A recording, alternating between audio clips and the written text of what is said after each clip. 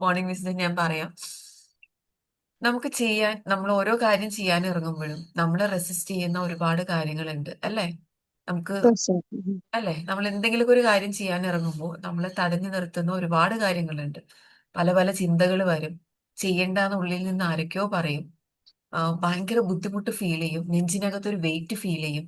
ചെയ്യണോ വേണ്ടയോ? തുടങ്ങി വെക്കും. പക്ഷെ അത് കണ്ടിന്യൂ ചെയ്യാൻ പറ്റില്ല. ഒരുപാട് ബുദ്ധിമുട്ടുകൾ നമുക്ക് വരും.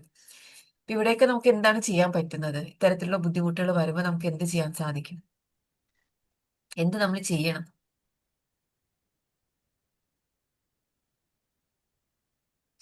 ഇവിടെ നിങ്ങൾ മനസ്സിലാക്കേണ്ടത് ഇതൊരു തരം റെസിസ്റ്റൻസ് ആണെന്ന് നിങ്ങൾ ആദ്യമേ മനസ്സിലാക്കാം.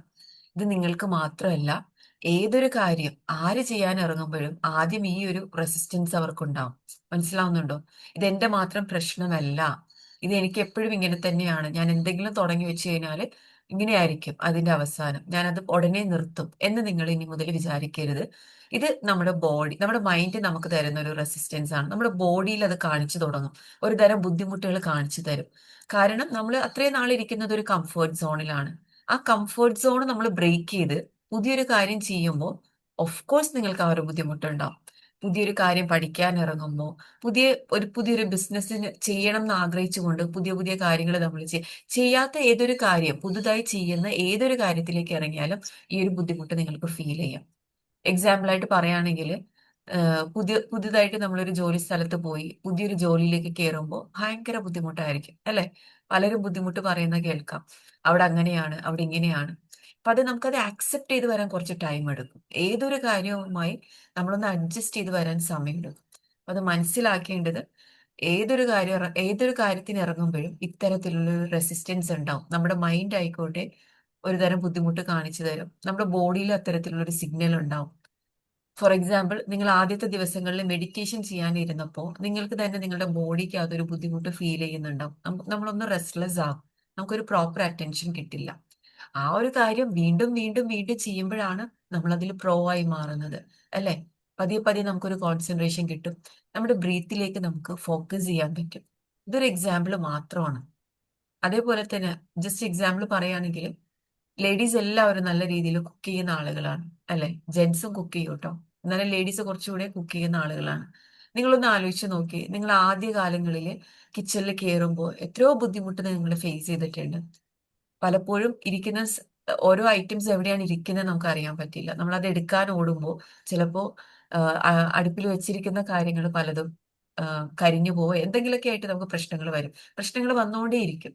അത് നമ്മൾ ചെയ്ത് ചെയ്ത് ചെയ്താണല്ലോ നമ്മൾ അവിടെ പ്രോ ആയി മാറുന്നത് അല്ലെ? അതുപോലെ തന്നെയാണ് ഏതൊരു കാര്യം ചെയ്യാൻ ഇറങ്ങുമ്പോൾ.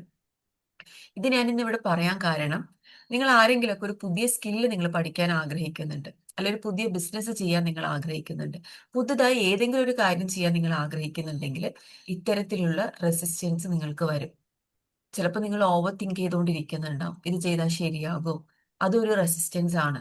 മനസ്സിലാവുന്നുണ്ടോ? ചിലപ്പോൾ നിങ്ങൾ ചിന്തിക്കും, ഇത് ഇന്ന് ചെയ്യണോ അതോ നാളത്തേക്ക് മാറ്റണോ, അതോ മറ്റന്നാൾ ചെയ്യണോ? മാറ്റി മാറ്റി വെക്കുന്ന ഒരു സ്വഭാവം, അതും ഒരു റെസിസ്റ്റൻസ് ആണ്. ചിലപ്പോൾ നിങ്ങളുടെ ഉള്ളിൽ ഒരു പേടി വരും. പേടിച്ചുകൊണ്ട് നിങ്ങൾക്ക് ചെയ്യാനുള്ള ഒരു ടെൻഷൻ കൂടും. നിങ്ങൾക്ക് പേടി വരും, ഡൗട്ട് വരും, സെൽഫ് ഡൗട്ട് വരും. ഞാനിത് ചെയ്താൽ ശരിയാകുമോ എന്നുള്ളത്. നിങ്ങൾ മനസ്സിലാക്കുക, അതും ഒരു റെസിസ്റ്റൻസ് ആണ്. എന്തൊക്കെ ബുദ്ധിമുട്ടുകൾ നിങ്ങൾ ഫേസ് ചെയ്യുന്നുണ്ടോ ഒരു കാര്യത്തിലേക്ക് ഇറങ്ങുമ്പോൾ, അതെല്ലാം റെസിസ്റ്റൻസ് ആണ്. നിങ്ങൾ റെസിസ്റ്റ് ചെയ്യുന്ന കാര്യങ്ങളാണ്. ഇത് മനസ്സിലാക്കിക്കൊണ്ട് ഇനി എന്തൊരു കാര്യം ചെയ്യാൻ ഇറങ്ങുമ്പോഴും നിങ്ങൾ മനസ്സിലാക്കാം, ആദ്യത്തെ കുറച്ച് ദിവസം മാത്രമേ ഈ ഒരു ബുദ്ധിമുട്ട് ഉണ്ടാവുള്ളൂ. പക്ഷെ ഞാൻ ഇനി അതിൽ നിൽക്കില്ല. ഞാൻ എന്തായാലും മുൻപോട്ട് പോകുമെന്ന് ഇവിടെ നിങ്ങളൊന്ന് കോൺഷ്യസ് ആയിട്ട് എഫേർട്ട് എടുക്കാം. ബോധപൂർവം നിങ്ങൾ എഫേർട്ട് എടുത്തുകൊണ്ട്, ബോധപൂർവം നിങ്ങൾ അത് വീണ്ടും വീണ്ടും ചെയ്തുകൊണ്ട് നിങ്ങൾ ആ ഒരു ആക്ഷൻ എടുത്തു കഴിഞ്ഞു കഴിഞ്ഞാൽ നിങ്ങൾ അതിൽ പ്രോ ആകും. അങ്ങനെയാണ്.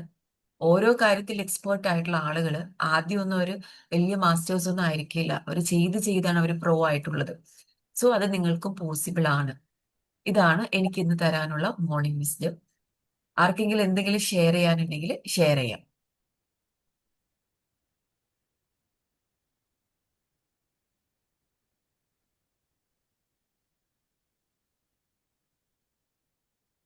മാം, ഞാൻ വിചാരിച്ചത് എനിക്ക് മാത്രമാണ് ഈ പ്രശ്നം എന്ന്. പക്ഷെ എല്ലാവർക്കും ഉണ്ടെന്ന് പറഞ്ഞപ്പോ എല്ലാവർക്കും ഉണ്ട് ഷെഹനാസ്. ഈവൻ നമ്മള് ഒന്ന് പെർഫെക്റ്റ് ആയിട്ട് ചെയ്യാന്ന് വിചാരിക്കില്ല, പെർഫെക്ഷനിസം.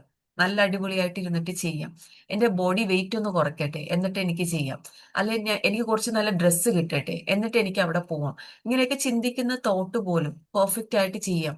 ഇതെല്ലാവർക്കും ഉള്ളൊരു കാര്യമാണ്. പെർഫെക്ഷനിസം എന്നൊക്കെ പറയുമ്പോൾ ഒരു യൂണിവേഴ്സൽ റെസിസ്റ്റൻസ് ആണ്. ലോകത്തുള്ള എല്ലാവർക്കും ഉണ്ട് ഈ ഒരു ഇത്. ഇത് മനസ്സിലാക്കി ഇതൊരു റെസിസ്റ്റൻസ് മാത്രമാണെന്ന് മനസ്സിലാക്കി അതില് ആക്ഷൻ എടുക്കുന്നവർ മാത്രമേ മുൻപോട്ട് പോവുള്ളൂ. അല്ലാതെ ഇത് എന്റെ മാത്രം പ്രശ്നമാണെന്ന് വിചാരിച്ചിരിക്കുന്നവർ അവിടെ തന്നെ ഇരിക്കും. ഇതൊരു ഒരു ഇമ്പോർട്ടന്റ് ആയിട്ടുള്ള ഒരു കാര്യമാണ് ഞാൻ ഇന്നിവിടെ ഷെയർ ചെയ്തത്. അത് മനസ്സിലാക്കുക. നിങ്ങൾക്ക് വരുന്ന ഏതൊരു ചിന്തയാണെങ്കിലും, നിങ്ങളെ പിന്തിരിപ്പിക്കുന്ന ഏതൊരു തോട്ടാണെങ്കിലും അതൊരു റെസിസ്റ്റൻസ് ആണ്. അത് കംഫർട്ട് സോൺ ബ്രേക്ക് ചെയ്യുമ്പോൾ ഉണ്ടാവുന്ന ആ ഒരു ബുദ്ധിമുട്ടാണ് കേട്ടോ. കംഫർട്ട് സോൺ ബ്രേക്ക് ചെയ്യുമ്പോൾ അത്തരത്തിലുള്ള ബുദ്ധിമുട്ടുകൾ കാണിച്ചുകൊണ്ടിരിക്കും. എസ്പെഷ്യലി നമ്മുടെ ബോഡി പോലും നമ്മളെ സമ്മതിക്കില്ല. ഒരു തരം ശ്വാസം മുട്ട്, അങ്ങനെ പല ഫീലിംഗ് നമുക്ക് തോന്നും. അപ്പൊ അത് മനസ്സിലാക്കുക. അപ്പൊ ആദ്യം നിങ്ങൾ ചെയ്യേണ്ടത് ഉടനെ തന്നെ ഒരു അരമണിക്കൂർ ഇരുന്നൊന്നും നിങ്ങൾക്ക് ആ ഒരു പുതിയ കാര്യം ചെയ്യാൻ പറ്റണം എന്നില്ല. ഡെയിലി ഒരു 10 മിനിറ്റ്സ് വെച്ചൊക്കെ നിങ്ങൾക്ക് ചെയ്യാം. പതിയെ പതിയെ നിങ്ങൾ ചെയ്ത് ചെയ്ത് നിങ്ങൾ അതുമായിട്ടൊന്ന് അഡ്ജസ്റ്റ് ആക്കുക. നിങ്ങളുടെ മൈൻഡിനെ, നിങ്ങളുടെ ബോഡിയെ നിങ്ങൾ അതുമായിട്ടൊന്ന് അഡ്ജസ്റ്റ് ആക്കുക. ഇതാണ് നിങ്ങൾക്ക് ചെയ്യാൻ പറ്റുന്നത് ഇവിടെ. ഓക്കെ, മനസ്സിലായോ? നിങ്ങൾക്ക് റെസിസ്റ്റൻസിനെ കുറിച്ച് മനസ്സിലായോ? ക്ലിയർ അല്ലേ? മറ്റുള്ളവർ എന്ത് വിചാരിക്കും ഒരു പേടി വരും. സാധ്യത പറയുന്നു, അതൊരു റെസിസ്റ്റൻസ് ആണ്. മറ്റുള്ളവർ എന്ത് തിങ്ക് ചെയ്യും, ജഡ്ജ് ചെയ്യോ, ഞാൻ എന്തെങ്കിലും ഒരു കാര്യം ചെയ്തു കഴിഞ്ഞാൽ എന്നെ അവർ ജഡ്ജ് ചെയ്യോ എന്ന് ചിന്തിക്കുന്നതൊക്കെ റെസിസ്റ്റൻസ് ആണ്. നിങ്ങൾ എന്തൊക്കെ ബുദ്ധിമുട്ട് ഫേസ് ചെയ്യുന്നുണ്ടോ, ഒരു കാര്യത്തിലേക്ക് ഇറങ്ങുമ്പോൾ നിങ്ങൾ ഏതൊക്കെ തരത്തിലുള്ള ബുദ്ധിമുട്ടുകൾ ഫേസ് ചെയ്യുന്നുണ്ടോ, ഇതുപോലുള്ള ജഡ്ജ്മെന്റ് നിങ്ങൾക്ക് പേടി വരും. ഇതെല്ലാം നിങ്ങൾ റെസിസ്റ്റ് ചെയ്യുന്ന കാര്യങ്ങളാണ്. നിങ്ങൾക്ക് അത് ചെയ്യാതിരിക്കാൻ വേണ്ടി വരുന്ന കാര്യങ്ങളാണ്. നിങ്ങളുടെ മുൻപിലേക്ക് വീണ്ടും വീണ്ടും ഓരോ കാര്യങ്ങൾ ഇട്ട് തരും.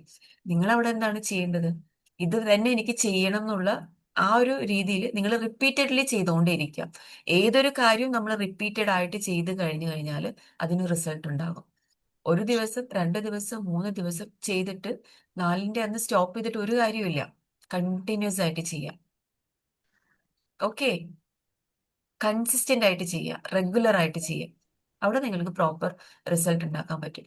നിങ്ങൾ തന്നെ ഒന്ന് ആലോചിച്ച് നോക്കി, നിങ്ങൾ ലൈഫിൽ എന്തെങ്കിലും ഇതുവരെ അച്ചീവ് ചെയ്തിട്ടുണ്ടെങ്കിൽ, ഏതെങ്കിലും ഒരു കാര്യത്തിൽ നിങ്ങൾ പ്രോ ആയി മാറിയിട്ടുണ്ടെങ്കിൽ അത് നിങ്ങൾ റിപ്പീറ്റഡ്ലി ചെയ്ത കാര്യങ്ങളായിരിക്കും. ആണോ? ആണോ? അതെ. അതെ. നമ്മൾ ജോലിക്ക് പോകുമ്പോൾ ആദ്യമൊക്കെ നമുക്ക് ആ ജോലി വളരെ ബുദ്ധിമുട്ടായിട്ട് ഫീൽ ചെയ്യും. പക്ഷെ അവിടെ ഒരു സിസ്റ്റം ഉണ്ട്. ഡെയിലി നമ്മൾ പോവാ, ആ ജോലി ചെയ്യുക. 9 to 6 വർക്കിൽ ഇരിക്കുന്നവരാണെങ്കിൽ 9 to 6 ഓഫീസിൽ ഇരുന്ന് വർക്ക് ചെയ്യുക, പല പല കാര്യങ്ങൾ പഠിക്കുക. ചിലപ്പോൾ മാനേജറിന്റെ കയ്യിൽ നിന്നൊക്കെ ഒരുപാട് വഴക്ക് കേട്ടിട്ടുണ്ടാവും. പക്ഷെ വീണ്ടും വീണ്ടും ആ ഒരു കാര്യം റെഗുലർ ആയിട്ട് ചെയ്യുമ്പോൾ ആ ഒരു ജോബില് പ്രോ ആയി മാറും. പല പല പ്രൊമോഷൻസ് കിട്ടും. അപ്പൊ ആരെ എടുത്ത് നോക്കിയാലും, എത്ര സക്സസ്ഫുൾ ആയിട്ടുള്ള ആളെ എടുത്ത് നോക്കിയാലും അവര് ആദ്യം ചെയ്യുമ്പോൾ ഇങ്ങനെയൊക്കെ തന്നെയായിരിക്കും. അത് തന്നെയാണ് നിങ്ങളും മനസ്സിലാക്കേണ്ടത്. ആരും ഇവിടെ പ്രോ അല്ല. റിപ്പീറ്റഡ്ലി ചെയ്യുന്ന ആക്ഷൻസിലൂടെ മാത്രമാണ് ഓരോരുത്തരും പ്രോ ആയി മാറുന്നത്. ഇന്ന് ഞാൻ വേണമെങ്കിൽ നിങ്ങൾക്കൊരു ചലഞ്ച് തരാം. നിങ്ങൾ ലൈഫിൽ ഏതൊക്കെ ഏരിയാസിലാണ് പ്രോ ആയി മാറിയിട്ടുള്ളത്, അതിന്റെ ആദ്യ കാലഘട്ടത്തിൽ നിങ്ങൾ എങ്ങനെയായിരുന്നു, നിങ്ങൾ എത്ര ബുദ്ധിമുട്ടിയാണ് അത് ചെയ്തിരുന്നതും, അതിലേക്ക് നിങ്ങൾ ഇപ്പൊ എത്തിയിട്ടുള്ള ഒരു ടൈം ഉണ്ടല്ലോ. ഇപ്പൊ നിങ്ങൾക്ക് ആ ഒരു കാര്യം എടുക്കുമ്പോൾ വളരെ ഈസി ആയിട്ട് തോന്നും. പക്ഷെ നിങ്ങൾ ഒരുപാട് ബുദ്ധിമുട്ടുകൾ നിങ്ങൾ ഇതിനു മുൻപ് ഫേസ് ചെയ്തിട്ടുണ്ടാവും. ജസ്റ്റ് ഒന്ന് നിങ്ങളൊന്ന് ഒരു ചലഞ്ച് പോലെ ഒന്ന് എടുത്ത് നോക്കുക. കുക്കിംഗ് ആയിക്കോട്ടെ, ക്ലീനിങ് ആയിക്കോട്ടെ, അതേപോലെ വീട്ടിൽ ജോലി ചെയ്യുന്നവരാണെങ്കിൽ, അല്ല പുറത്തു പോയി ജോലി ചെയ്യുന്നവരാണെങ്കിൽ അതാവാം. ഏതെങ്കിലും ബിസിനസ് ബിൽഡ് ചെയ്ത് കൊണ്ടുവന്നവരാണെങ്കിൽ ഒന്ന് ആലോചിച്ച് നോക്ക്. സ്റ്റാർട്ടിങ് സ്ട്രഗിൾ നിങ്ങൾ ഒരുപാട് സ്ട്രഗിൾ ചെയ്തിട്ടുണ്ടാവും. പക്ഷെ ഇപ്പൊ നിങ്ങൾ പ്രോ ആയിരിക്കും. എന്തിന്? ഒരാളോട് സംസാരിക്കുന്ന കാര്യമാണെങ്കിൽ പോലും ആദ്യ കാലങ്ങളിൽ ചിലപ്പോൾ നമ്മൾ പ്രോപ്പർ ആയിട്ടായിരിക്കില്ല സംസാരിക്കുന്നത്. സംസാരിച്ച് സംസാരിച്ച് ഒരുപാട് നമ്മുടെ കമ്മ്യൂണിക്കേഷൻ ബെറ്റർ ആയിട്ടുണ്ടാവും. റിപ്പീറ്റഡ്ലി ചെയ്യാന്നുള്ളതാണ്. അപ്പൊ ഇന്നത്തെ എൻ്റെ ഒരു മോർണിംഗ് വിസിറ്റ് ഞാനിവിടെ ഷെയർ ചെയ്യുന്നത്, റിപ്പീറ്റഡ്ലി നിങ്ങൾ ആക്ഷൻ എടുക്കുക. റിപ്പീറ്റഡ്ലി നിങ്ങൾ ഓരോ കാര്യങ്ങൾ ചെയ്യുക. കൺസിസ്റ്റന്റ് ആയിട്ട് ചെയ്യുക. റെഗുലർ ആയിട്ട് ആക്ഷൻസ് എടുക്കുക. അതിൽ നിങ്ങൾക്ക് പ്രോ ആയി മാറാൻ സാധിക്കും. ഓക്കെ? ഓക്കെ അല്ലേ എല്ലാവരും? ഓക്കെ. എന്തെങ്കിലും ഷെയർ ചെയ്യാനുണ്ടോ? മാഡം, നമ്മളൊരു ബിസിനസ് ഒക്കെ ആശയമൊക്കെ കിട്ടി കഴിഞ്ഞാൽ നമ്മൾ ചെയ്യണോ അല്ലെങ്കിൽ പൊട്ടിപ്പോകുമോ എന്നൊക്കെ ഒരു പേടി വരുന്നില്ല. എന്തുകൊണ്ടാണ് അത് വിജയിക്കുമോ എന്നൊക്കെ ഒരു അത് ഇത് തന്നെയാണ്. മൈൻഡിൽ ഇത് വരൂലേ? അത് ഇത് അത് തന്നെയാണ് ഇതിൽ പെട്ടെന്ന്. സഹീർ. റെസിസ്റ്റൻസ് ആണ് സഹീർ. പലതരത്തിലുള്ള നെഗറ്റീവ് തോട്ട്സ് ആദ്യമേ വരും. ഓവർ തിങ്കിങ് ചെയ്യും.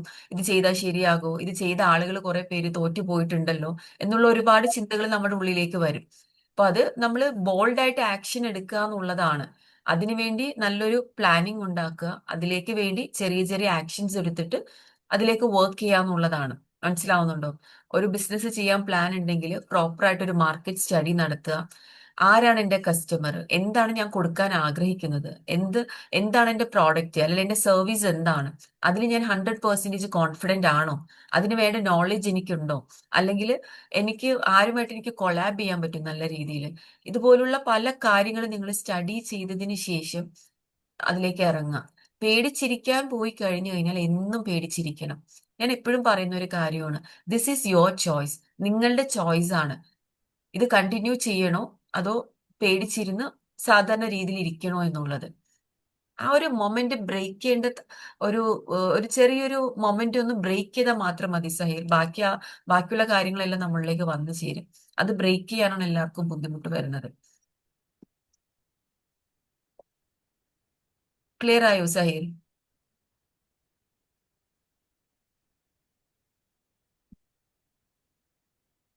ക്ലിയർ ആണോ? Okay okay. ഓക്കെ.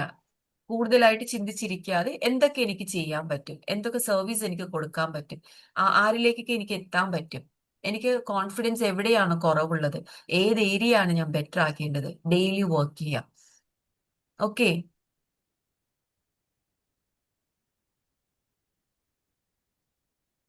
ഇനി ആർക്കെങ്കിലും എന്തെങ്കിലും ഡൗട്ട് ഉണ്ടോ?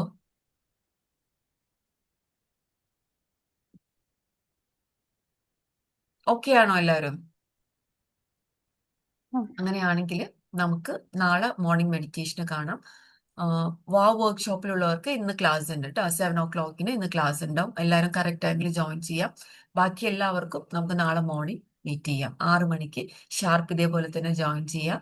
ചെയ്യാനുള്ള കാര്യങ്ങളൊക്കെ നിങ്ങൾ വളരെയധികം ഹാപ്പി ആയിട്ട് ചെയ്യുക. എന്തെങ്കിലും ഡൗട്ട്സോ കാര്യങ്ങളോ ഉണ്ടെങ്കിൽ ഗ്രൂപ്പിൽ ചോദിക്കാവുന്നതാണ് കേട്ടോ. Have A good day.